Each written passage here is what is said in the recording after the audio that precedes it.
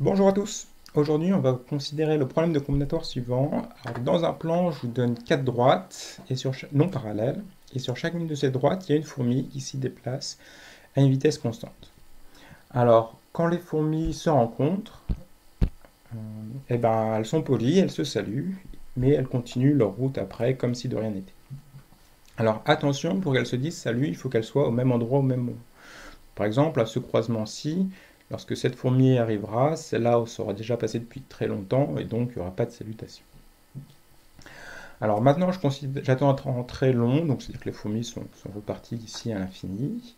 Et je vous donne comme affirmation que pendant tout ce temps-là, il y a eu 5 saluts, au moins 5 saluts.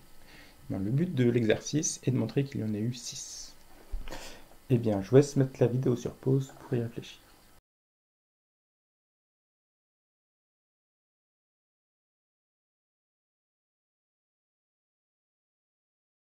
Eh bien, félicitations si vous avez réussi à montrer que toutes les fourmis se croisaient, et je vais présenter une solution. Alors, il y a plusieurs solutions possibles, mais celle que je vais présenter, elle considère à placer le problème en 3 dimensions. Alors, 3 dimensions, parce que je vais avoir mon plan, et comme les fourmis se déplacent, je vais aussi ajouter une dimension temporelle. Donc ici sera le temps. Et une fourmi qui se déplace sur une ligne droite et une vitesse constante, je peux la représenter par une droite, en 3D. Alors pourquoi ça c'est vrai? Vous pouvez partir ici de votre point de départ, donc ici ce sera la trajectoire de la fourmi. Au bout d'un instant 1, je vais m'arriver ici, mais comme j'ai aussi passé un temps 1, ça donnera ce point-là pour la coordonnée de temps. Puis en temps 2, je serai ici, donc en deuxième temps. Ça c'est pour une fourmi, je peux faire aussi la même chose pour une autre fourmi.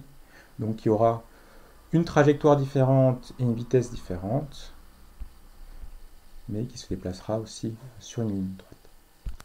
Et dans ce cadre, une salutation, ça va correspondre à 2 droites qui se croisent. Alors par exemple ici, c'est pas le cas. On voit que la fourmi 2 va arriver au croisement avant la fourmi 1, et donc dans ce cas-là, il n'y a pas de salutation. Donc pour qu'il y ait salutation, ça veut dire qu'il faut qu'il y ait un point qui a la même coordonnée en espace et en temps pour les 2 droites, et donc ça veut dire que les droites se croisent. Et alors, peut-être dernière remarque, si les droites se croisent, je peux proposer un plan qui contient ces 2 droites. Donc, il y a équivalence entre un croisement et les 2 droites sont dans le même plan. Si maintenant j'ai 3 droites et 3 croisements, c'est la même chose. Il faut que ces 3 droites appartiennent au même plan. Alors, peut-être pour justifier ça rigoureusement, on peut considérer le plan qui passe par les 2 premières droites, et si je regarde la 3e droite, ce point-ci il appartient au plan parce qu'il appartient à la première droite, ce point-ci appartient au plan parce qu'il appartient à la 2e droite, et donc la droite qui passe par ça passe aussi, est inclus dans le plan. Et bien maintenant j'ai tout ce qu'il faut pour terminer l'exercice. Donc je vais avoir mes 4 droites, et je suppose qu'il y a eu 5 croisements de ces droites en 3 dimensions. Il reste le 6e où je ne sais pas s'il y a eu encore un croisement ou non. Donc ces 2 premières droites se croisent, donc il y a un plan qui passe par ces droites-ci. Et la 3e droite, comme j'ai 3 croisements, la 3e droite appartient aussi au plan. Je vais faire la même chose pour la 4e droite. J'ai 3 croisements, donc la 4e droite appartient également au plan.